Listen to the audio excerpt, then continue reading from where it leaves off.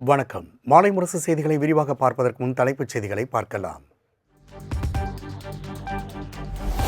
முதலமைச்சர் விஜய் தலைமையில் இன்று மாலை தவேக தோழமை கட்சிகள் கூட்டம். இடைத்தேர்தலை எவ்வாறு எதிர்கொள்வது, கூட்டணிக்கு பெயர் வைப்பது உள்ளிட்ட விவகாரங்கள் குறித்து முதலமைச்சர் விஜய் முக்கிய ஆலோசனை.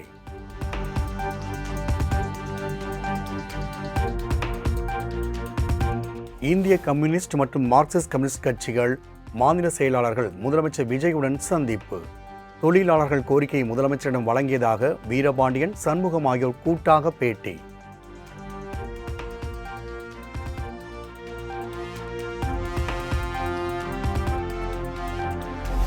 நாளை தமிழக வெற்றிக் கழகத்தில் இணைய உள்ளதாக முன்னாள் அமைச்சர் சி விஜயபாஸ்கர் அறிவிப்பு. தனது அரசியல் பயணத்தை புதிய உத்வேகத்துடன் தொடரவிருப்பதாகவும் அறிக்கை.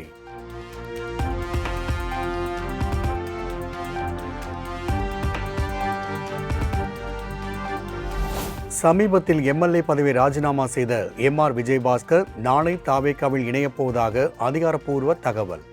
பொது வாழ்வின் பயணத்தை மேலும் அர்த்தமுள்ளதாக்கும் வகையில் முதல்வர் விஜயின் தலைமையை ஏற்று புதிய பயணத்தை உத்வேகத்தோடு தொடரப்போவதாகவும் அறிக்கை.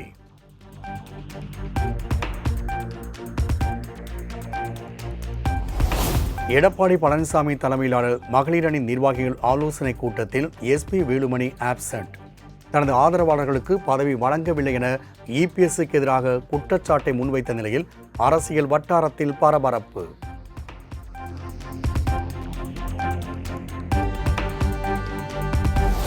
துரோகிகள் வெளியேறுவதால் தொண்டர்கள் மகிழ்ச்சியாக இருப்பதாக சென்னையில் நடந்த மகளிரணி நிர்வாகிகள் ஆலோசனைக் கூட்டத்தில் எடப்பாடி பழனிசாமி பேச்சு. C Vijayabaskar, MR. விஜயபாஸ்கர் உள்ளிட்டோர் ராஜினாமா செய்த நிலையில் அரை நூற்றாண்டு கண்ட அதிமுகவை அழித்து விடலாம் என்கிற எண்ணம் பலிக்காது எனவும் உறுதி.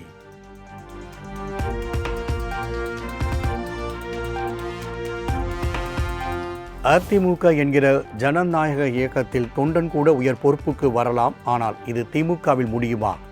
சென்னையில் நடந்த அதிமுக மகளிரணி நிர்வாகிகள் கூட்டத்தில் எடப்பாடி பழனிசாமி கேள்வி.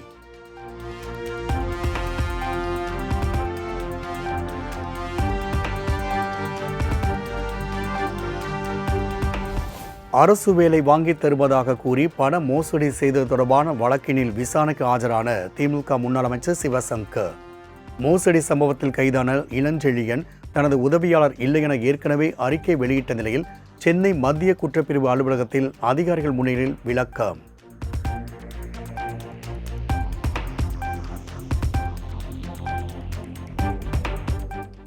பொறியியல் சேர்க்கைக்கு 2,36,000 மாணவர்களுக்கான தரவரிசை பட்டியலை வெளியிட்டார் உயர்கல்வித்துறை அமைச்சர் விஸ்வநாதன்.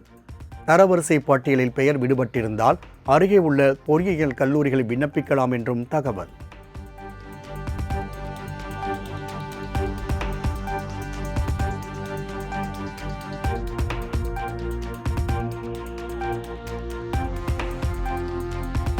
அரசு பள்ளி மாணவர்களுக்கான 7.5% இடஒதுக்கீட்டின் கீழ் 50,494 விண்ணப்பம் வழங்கப்பட்டு அவர்களின் 46,604 மாணவர்களின் தரவரிசை பட்டியல் வெளியீடு.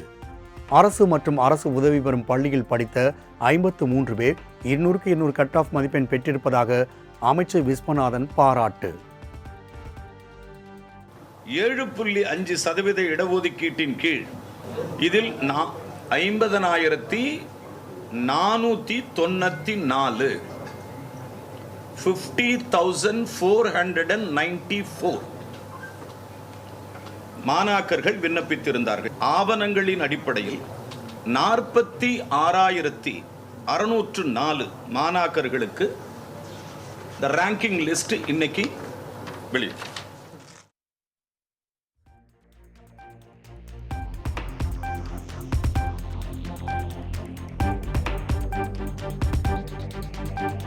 பொறியியல் மாணவர்களுக்கான கலந்தாய்வு வரும் 13ஆம் தேதி தொடங்கும் என அமைச்சர் விஸ்வநாதன் அறிவிப்பு.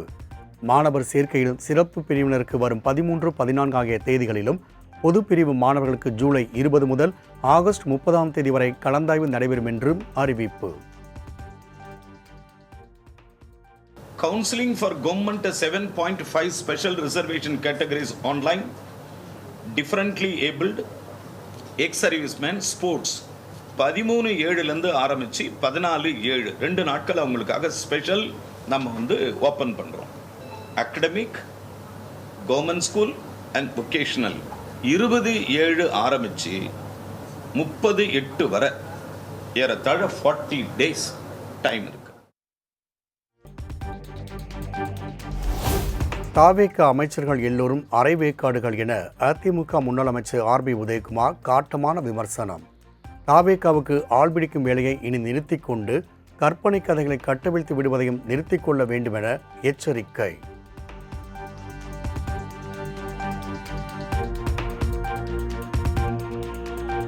மருத்துவர்களின் தன்னலமற்ற சேவை, அர்ப்பணிப்பு, மனித நேயம் என்றுமே போற்றத்தக்கது. தேசிய மருத்துவர்கள் தினத்தை ஒட்டி முதலமைச்சர் விஜய் வாழ்த்து.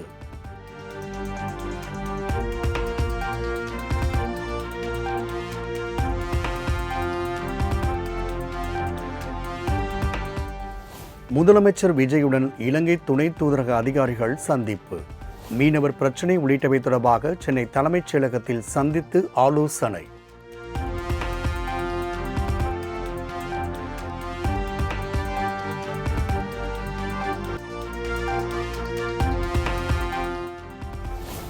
மேற்காசிய போர் காரணமாக கடந்த சில காலமாக சிலிண்டர் விலை அதிகரித்து வந்த நிலையில் இன்று வணிக பயன்பாட்டிற்கான சிலிண்டர் விலை 177 ரூபாய் குறைவு.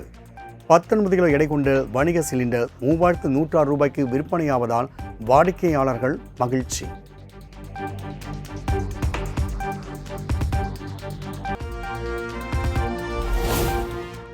பெரம்பூர் மக்களின் குறைகளை நேரடியாக பெற்று விரைவாக தீர்வு காணும் நோக்கில் அந்த தொகுதியின் எம்எல்ஏவும் முதலமைச்சருமான விஜய்க்கு நவீன வசதிகளோடு தயாராகும் அலுவலகம். திறப்பு விழாவிற்கான ஏற்பாடுகள் நடைபெற்று வரும் நிலையில் அடுத்த வாரம் பெரம்பூர் செல்லும் முதல்வர் விஜய் அலுவலகத்தை திறந்து வைப்பார் என தகவல்.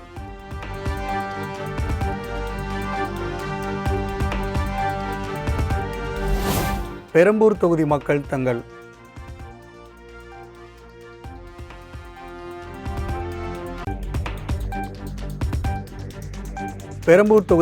தங்கள் குறைகளை தெரிவிக்க பிரத்யேக செயலி புகார்கள் நேராக முதல்வன் தனிப்பிரிவுக்கு செல்லும் விதத்தில் உருவாக்கம். புகார்கள், கோரிக்கை மனு விவரங்களை தனித்தனியாக பதிவிடும் பட்சத்தில் 3 நாட்களில் நடவடிக்கை எடுக்கும் விதத்தில் ஏற்பாடு.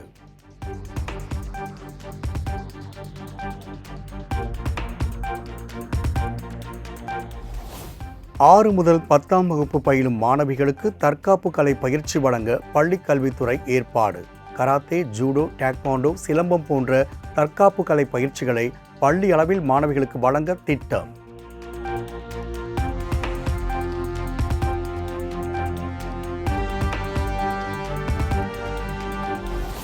அன்னக்கிளி, 16 வயது நிலை உள்ளிட்ட 134 படங்களின் பாடல்களுக்கு இசையமைப்பாளர் இளையராஜா உரிமை கோர முடியாது.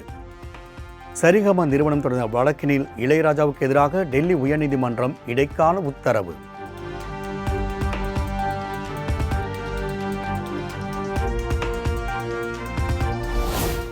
நடிகர் சங்க நிர்வாகிகளின் பதவிக்காலத்தை மேலும் 3 ஆண்டுகள் நீட்டிக்கப்பட்டதை எதிர்த்த வழக்கு. வழக்கை நிராகரிக்க சென்னை உயர்நீதிமன்றம் மறுப்பு.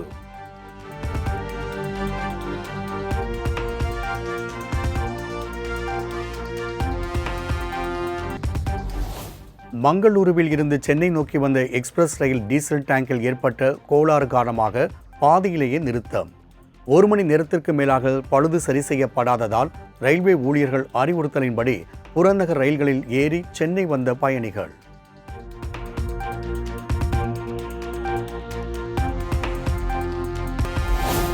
கடலூர் மாவட்டம் காட்டுமன்னார் கோவில் அருகே பொதுமக்களை அச்சுறுத்தி வந்த முதலை மீட்பு.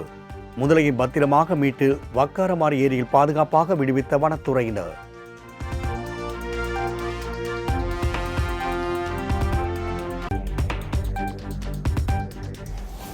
மதுரை ரயில்வே நிலையத்தில் காதல் கோட்டை படத்தின் கிளைமேக்ஸ் காட்சியை வீடியோ எடுத்து பதிவிட்ட ரீல்ஸ் ஜோடி சமூக வலைதளங்களில் ட்ரெண்டாகி வரும் நிலையில், இது என்ன அஜித்குமார் தேவயானிக்கு வந்த சோதனை, ரீல்ஸ் செய்ய வேண்டிய இடமா இது என நெட்டிசன்கள் குமுறல்.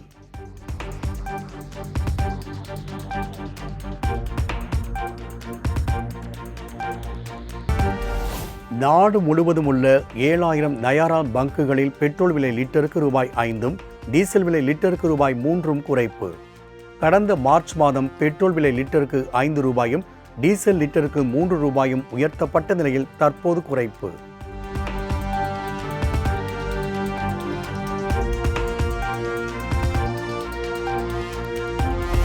மூன்று நாள் அரசுமுறை பயணமாக ஜப்பான் பிரதமர் சனே தகாய்ச்சி இன்று இந்தியா வருகிறார். பொருளாதாரம், எரிசக்தி உள்ளிட்ட துறைகளில் இரு நாடுகளிடையே ஒத்துழைப்பை விரிவாக்கம் செய்வது பற்றி பிரதமர் மோடியுடன் ஆலோசனை நடத்த உள்ளதாக தகவல்.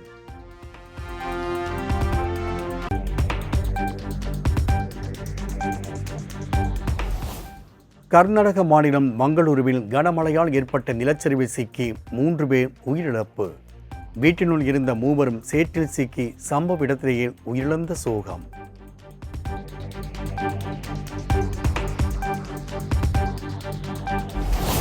பஞ்சாப் மாநிலம் பதான்கோட் உள்ளிட்ட பல்வேறு பகுதிகளில் விடிய விடிய கொட்டி தீர்த்த கனமழை. சாலைகளில் மழைநீர் குளம்போல் தேங்கியதால் வாகனங்களை இயக்க முடியாமல் வாகன ஓட்டிகள் கடும் அவதி.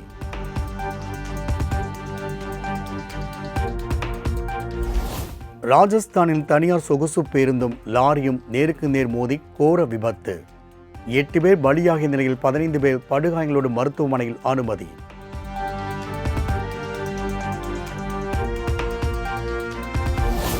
உத்தரப்பிரதேச மாநிலம் உனாவ் அருகே லக்னோ ஆக்ரா தேசிய நெடுஞ்சாலையில் கார் மீது பேருந்து மோதி விபத்து. பேருந்து சாலையோர பள்ளத்தில் கவிழ்ந்து விபத்திற்குள்ளானதில் 5 பேர் உயிரிழப்பு, பலர் காயமடைந்து மருத்துவமனையில் அனுமதி.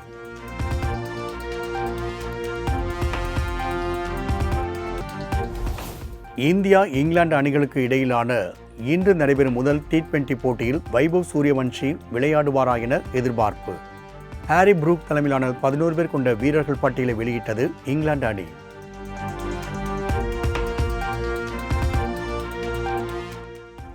இந்தியாவின் வெளிநாட்டு கடன் 72,08,000 கோடி ரூபாயாக உயர்வு. ஒட்டுமொத்த கடனில் அரசு சாரா கடன் அதிகம் என ரிசர்வ் வங்கி விளக்கம்.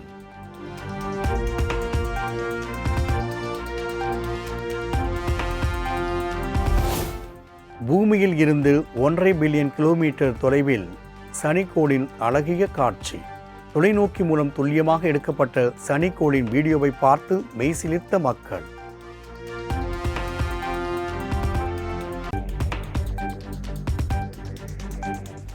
சென்னையில் ஆபரண தங்கத்தின் விலை சவரனுக்கு ரூபாய் 800 குறைந்து 1 சவரன் தங்கம் 1,04,800 ரூபாய்க்கு விற்பனை. கிராமுக்கு 100 ரூபாய் குறைந்து 1 கிராம் 13,100க்கு விற்பனை.